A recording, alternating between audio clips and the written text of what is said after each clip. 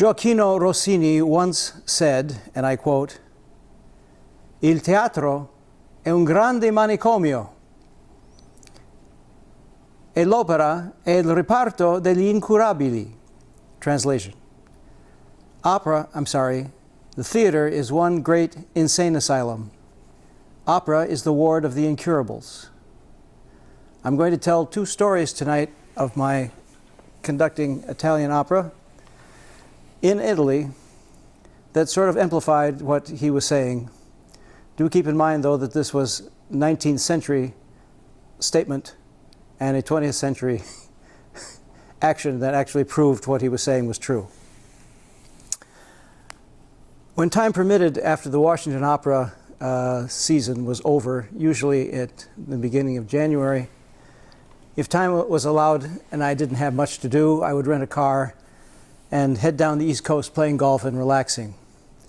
The final destination would be Miami, where my parents lived, and there I would play more golf and dust off the next upcoming repertoire or learn new pieces at the time. The morning after I arrived, I was having breakfast there with my dad. The phone rang, and it was my agent from Milan. She was extremely happy to have found me at last, for she had been calling all week. Now, of course, this was during the Stone Age when we did not have cell phones, and the only way she could get in touch with me was with my parents' phone, and she'd been calling practically every day. This was going to be her last attempt, and she was delighted that she found me. The question was, did I want to conduct Puccini's Madame Butterfly for the Teatro Reggio di Parma, and once the performances were done there, to take the opera on tour to various and sundry cities around the region. This would be a work, the work was going to be about 2.5 months. Well, it fit right into my schedule, and I said yes, got scores, learned the parts, flew back to Rome where I was still living, got a change of clothes, and headed off to Parma. For those of you who are not familiar with the opera Madame Butterfly, it is performed on one set. Only one set, no scene changes at all. The only change of scenery, or whatever happens on the set, is dramatically portrayed through the music by the artists and amplified by the lighting designer.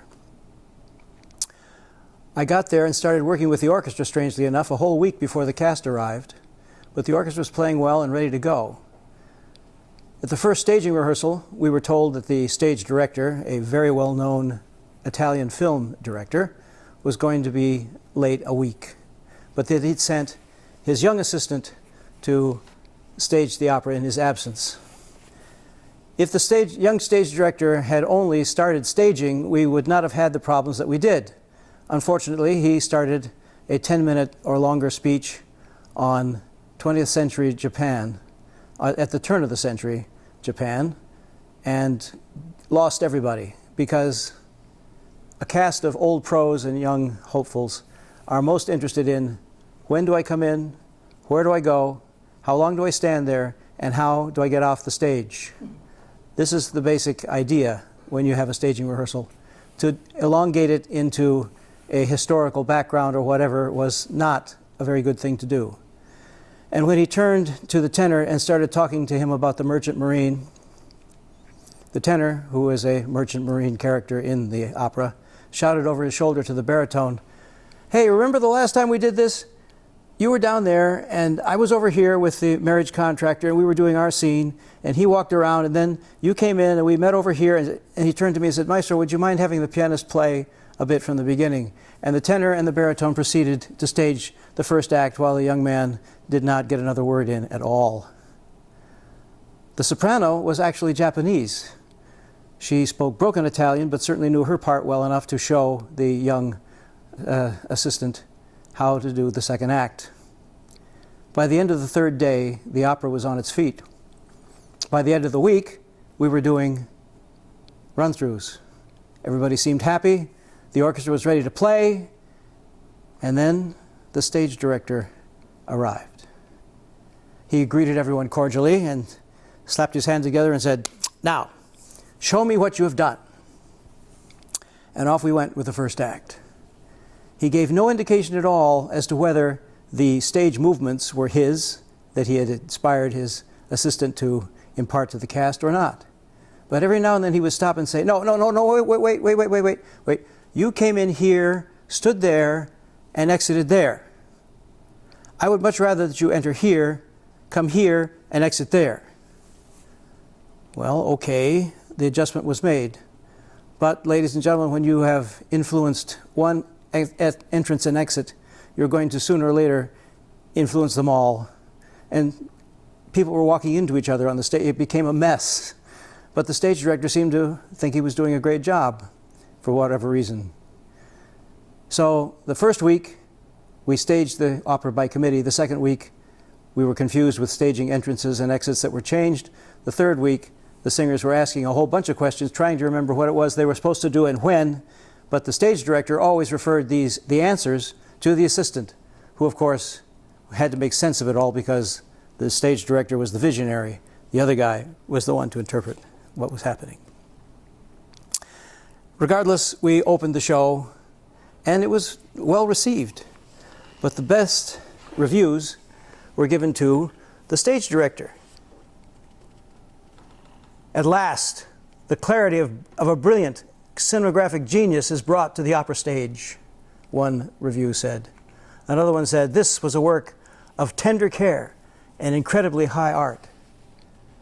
So, with the blessings of the press and the public, we moved on to our first stop on the tour, Reggio Emilia, which is only 40 kilometers from Parma. I was in my dressing room about a half an hour before the show, and a knock came at my door. Avanti, I said, come in. In walked a young lady dressed in a kimono and waving a fan in her right hand.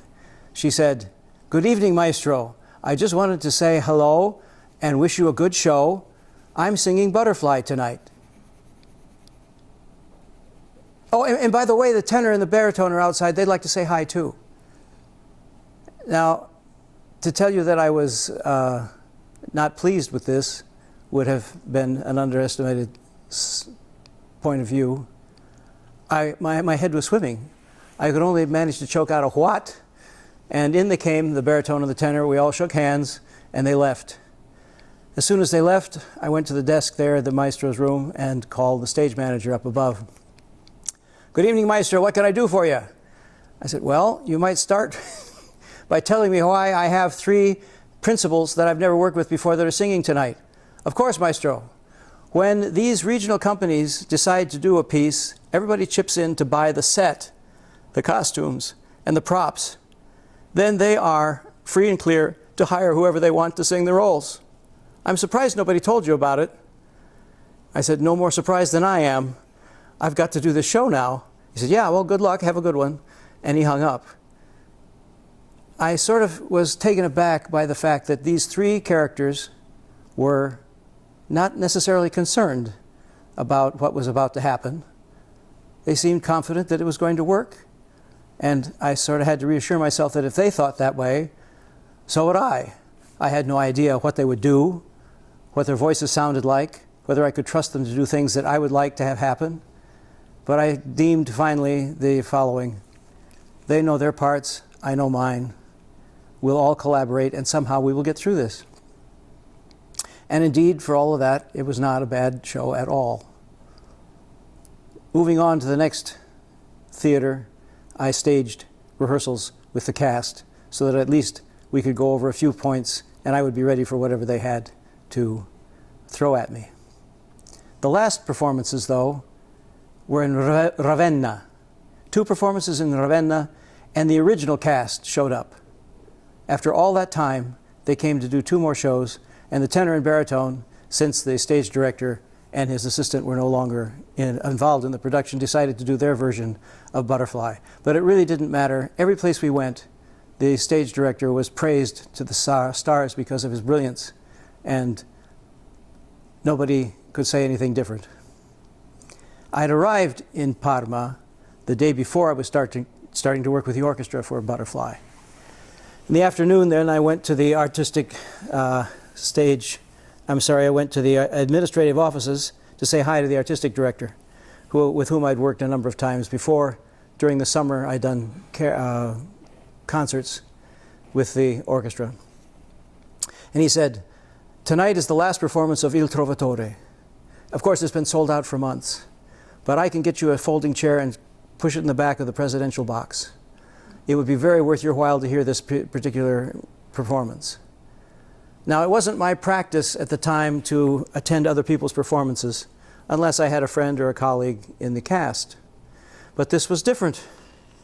This was the seat of Verdi, and the Parma audience is known worldwide for being extremely exacting and discerning every little bit of whatever's happening on the stage. They've been known to stop performances when it is not to their liking. This was the seat of Verdi. He lived a few miles down the road in Busseto, and it seemed like everybody in the town knew all of his operas. You could hear discussions on the street and in the restaurants, arguments even about which singer could handle this or that role better or this or that aria better. And I had the opportunity to be a part of one of these very discerning audiences, so I couldn't miss it. I showed up at the theater and was presented into the presidential box. There were 5 plush chairs in front of me and 1 folding chair in the back, which would be mine. The 5 chairs were occupied, so I took a seat and observed my companions. The first 3 were a husband and wife and a small child of about 8, a girl sitting between them. They were kindly and quietly explaining the story of Il Trovatore to this wide-eyed and very excited young girl. Behind them were 2 scholarly-looking gentlemen that were talking about the difficulty of the baritone role, Il Conte di Luna, in Il Trovatore. I was reminded that a friend of mine who sang that role many times told me, "Trovatore, Il Conte di Luna, no problem. The highest note you have to sing is a G above middle C. The lowest note you have to sing is the same G below middle C." Well, the house dimmed its lights, the orchestra tuned, the conductor came out, accepted his applause, and got the opera started. The first scene from Trovatore is called Il Racconto, the story, where the bass tells the story of the Conte di Luna and his brother, with the men's chorus sitting around a fire and listening very attentively. It's a 10-minute scene, and it was very well done, actually very well done, and the audience applauded lustily. We were on the right track. Unfortunately, we fell off the track almost immediately, because in Trovatore, most all of the scenes are short. They are vibrant, they are forceful, and they end with great panache. When you finish a scene like that, you want to get on to the next one as soon as possible. Otherwise, the momentum is lost. Anything longer than a 3-minute scene change, and you risked losing your audience. This was the case here. There was more than 10 minutes. The audience was rustling their papers and kind of whispering when the curtain went back up, but they were ready to hear the soprano singing one of the most difficult of the Verdian arias. When she was finished, the baritone came out, and things sort of started taking a turn for the worst. The man in front of me poked the elbows of the other guy and said, "See, I told you, he doesn't have the right diaphragm support to sing this role." Well, of course, out of respect for the other people, they did not carry on a conversation. They kept quiet after that. The tenor sings from off stage, his first entrance, and gave notice that it was going to be a really rocky night in the theater. He couldn't phonate well. That means his voice didn't project well, and he was having pitch problems. He came on stage, and it got worse. They had a rousing trio, which the music is really very powerful, and brought it to a smashing conclusion, but the audience was already displeased. There wasn't very much applause there at all. The next scene is the gypsy scene. Dee da da da da da da da. Right?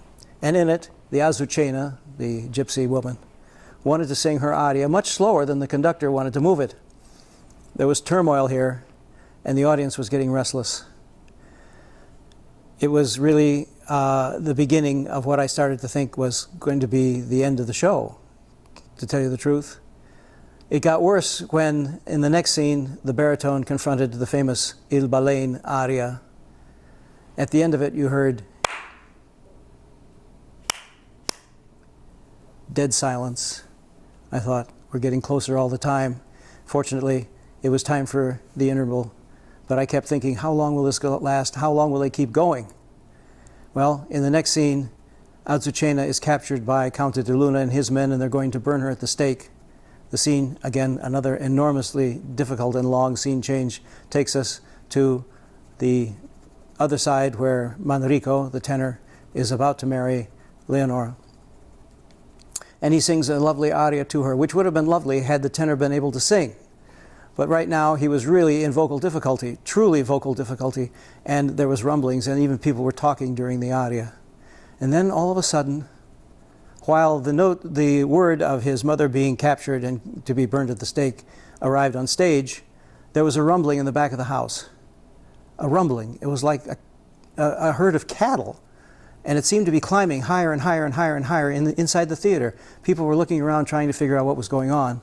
And all of a sudden, large shafts of white light burst through the upper regions of the theater. And people were climbing in their seats. I heard someone say, "I logionisti." That means the people that sit in the balcony. These are the men that sit outside and don't worry about a thing until a certain part of the opera, and then they come in and pronounce judgment. And I thought to myself, this is it. Di quella pira is what they're waiting to hear, and it always is the clincher of the evening. Verdi wrote this piece in C, and tenors have always wanted to take the interpolated high C at the end. In fact, most tenors that are worth their salt are expected to sing a high C at the end. And Verdi said, if you're going to take that high C, it better be long, it better be beautiful, and it better be in tune. Well, this tenor hadn't sung in tune since the beginning of the show. He hadn't been able to phonate very well or project his voice very well, and I'm thinking, when he tries to hit that C, it'll be all over. We'll see the demise of this particular performance. Well, ladies and gentlemen, this tenor had one note. He went for that note, which was the high C, and not only was it in tune, but it was big. It was beautiful, and he held on to it until way past the orchestra end of the scene. People went nuts. They screamed and howled. He was called 4 or 5 times to the stage through the curtain. Curtain call after curtain call after curtain call. I was as shocked as I was disappointed, because this was the discerning audience, remember? The one that really could stop the show when they didn't like what was going on. These are the ones that knew about phrasing and diaphragm support. These are the ones that knew every note of these operas and prided themselves on knowing everything about Verdi. And yet, this man saved the entire opera on one note. One note. Amazing. Absolutely amazing. Well, those are my 2 stories. I don't know whether we have time to answer a few questions or not. We have plenty. Yes, there's a lot of questions actually that were submitted ahead of time. But before we get to any questions, there's sort of a comment from Margot. She says, I know you love opera as much as I do, so please, more opera. More opera. Well, Margot, the fact of the matter is that we actually are doing in the West Valley an opera program with the Phoenician tenors. We were supposed to do it before the pandemic started, and we were trying to squeeze it in, on November 1st out in the West Valley. The real problem with doing it over here is just the fact that we've done operatic programs in the past, and perhaps we should do more of them. In fact, I won't even say that we won't. We'll just have to see whether we can do it out here too. Samantha asks you, what was your funniest moment in an opera pit? Oh dear. Well, now that's a matter of interpretation. There were things that I've gone through and will talk to you all about, I think, at other times, that were amusing, that are amusing now, but at the moment did not seem very amusing at all. And one in particular was when a certain character on the stage lost his voice, and without my knowing it, they shoved somebody else to sing the part in the pit with his vocal score and somebody behind him with a flashlight. And I found myself dealing with 2 people singing the same aria at the same time, and it was not fun. Now it's comical, but not fun. And I can't say that I'm going to be, I'll probably tell that story next time we get together. Here's a question from Daniel. What one or two pieces do you want to conduct but haven't yet? The Verdi Requiem would be the first one, I think. Love to do that. And I'd have to say, although I'm probably too old and I would have to spend 2 or 3 years studying the German language in order to do it, but I wouldn't mind doing Salome. But Salome, like any Italian opera, like any opera, ladies and gentlemen, if you don't speak the language, you're far away from the piece. I speak Italian fluently. I have very good working knowledge of French. I can translate French for you at sight. I can't speak it because I can't get used to only pronouncing half of the word. And of course I do English opera. But that's about it, I guess. Here's a question from Christine. She's asking, what is the most rewarding aspect of conducting?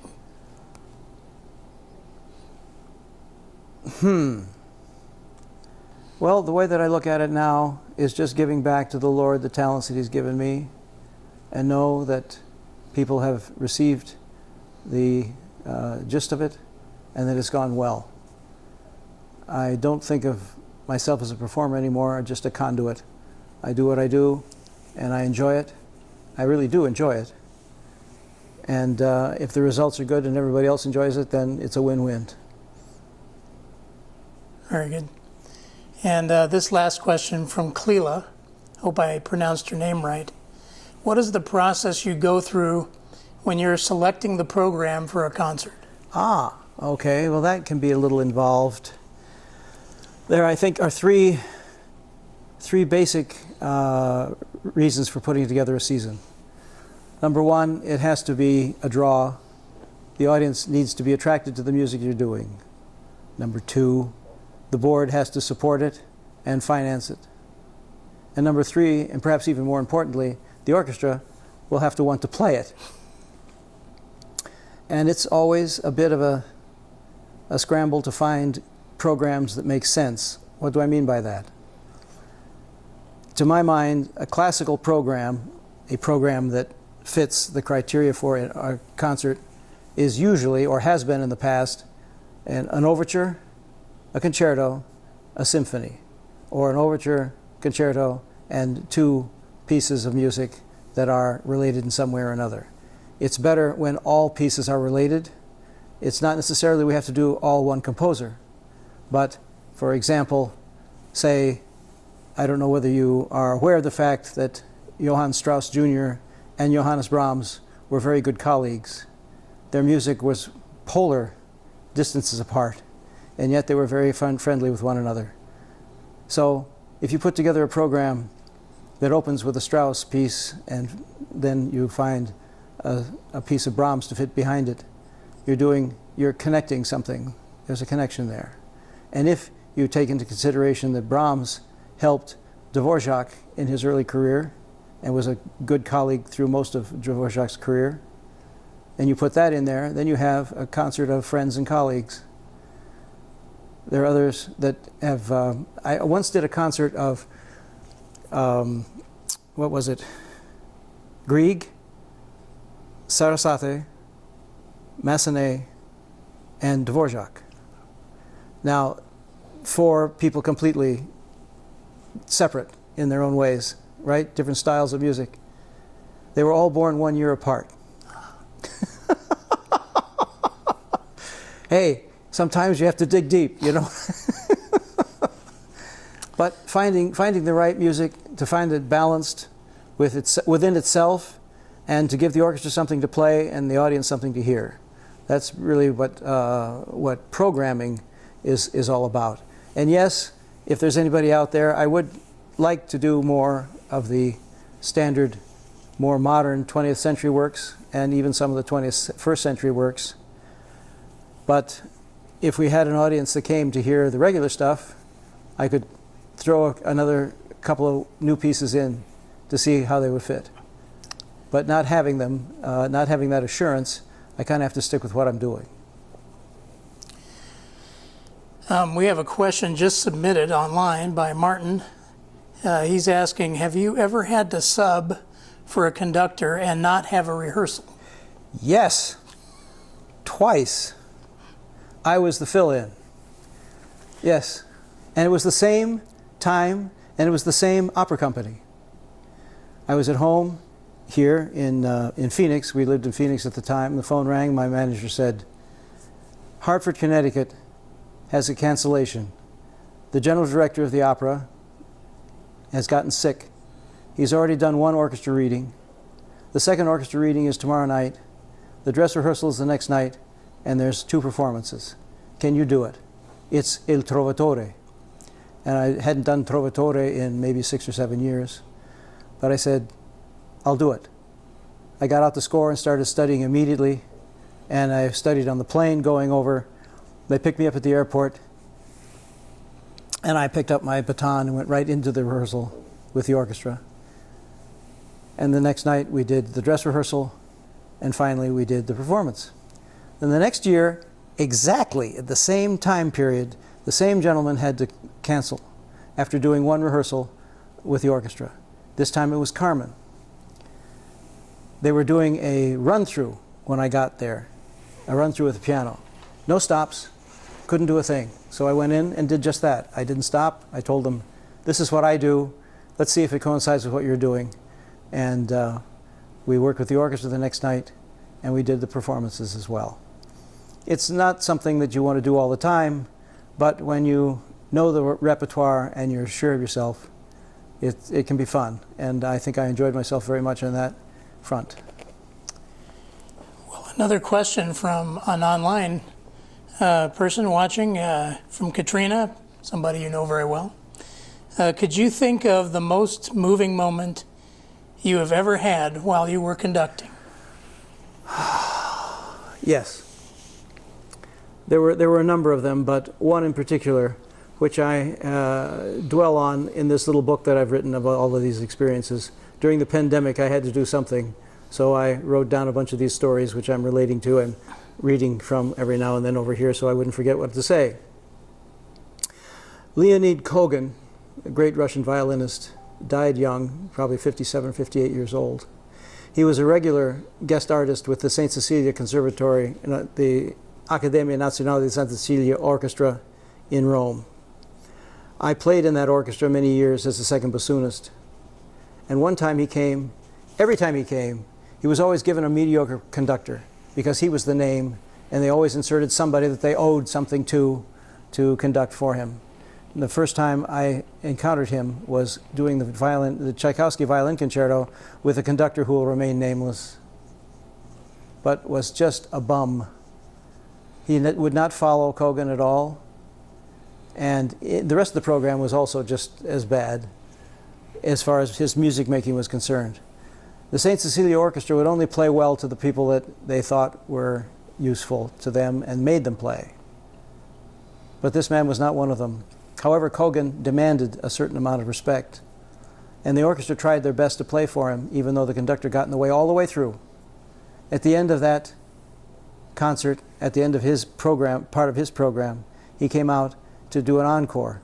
The audience loved him. He came often to that place. And he said, I'm going to play this now for my colleagues in the orchestra.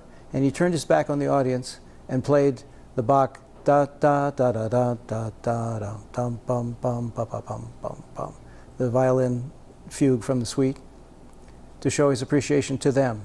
Well, years later, I was scheduled to accompany him in the Sostakovich second violin concerto. I studied that piece backwards and forwards. I knew every nuance of it. I couldn't tell you what it is now, but I certainly knew it then. And I went to the first rehearsal, and he would play flat out exactly every note the way it was written, but just the notes, no more than that. And every now and then he'd get close to me and say, too loud, too loud.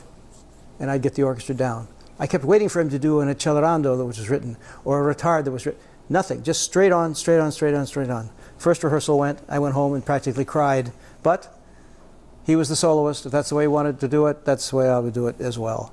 The second rehearsal, we got to a certain spot and he tried to accelerate, and I was right with him. Then he tried to slow up at a certain place where it was written, and I was right with him. He was just testing the water, I guess. But the rest of it was flat, straight out, no nuance. And the first performance was a no nuance performance. He'd been hung out to dry so many times with the conductors that he'd worked with that he wasn't going to take a chance. But the second performance is what I'm getting to. The second performance, he stood closer to me than he ever had during the rehearsals. He locked his eyes on mine. And it was just the two of us. He played that piece the way it was absolutely written, every note, every accent, every swell, every crescendo, every accelerando, everything. He played the piece the way it was conceived. And I was right with him, and it seemed as if everything else disappeared. He was playing the violin, I was accompanying him. It was a magic moment. And when we finished, the audience was at their feet, screaming. And we walked off the stage, and he turned to me in his broken Italian and said, "Listen, this no Beethoven concerto, this Shostakovich, come." And he grabbed me and he took me out for all the encores the bows that we took. He was delighted that he was able to express himself with a piece that he loved so much and was able to do it. And yes, that was a great moment, and I'll remember it always. Well, Cal, there's no more questions, and we've reached the end of our time tonight. So, of course, we want to thank you for being with us these last three broadcasts that we've done. And to the audience, if you like what we're doing here, please let us know at Symphony of the Southwest. That's Symphony of the Southwest, no spaces, @gmail.com. Thank you so much for attending this evening. And Cal, thank you again, and we hope to see you again soon. Okay, we'll make a date.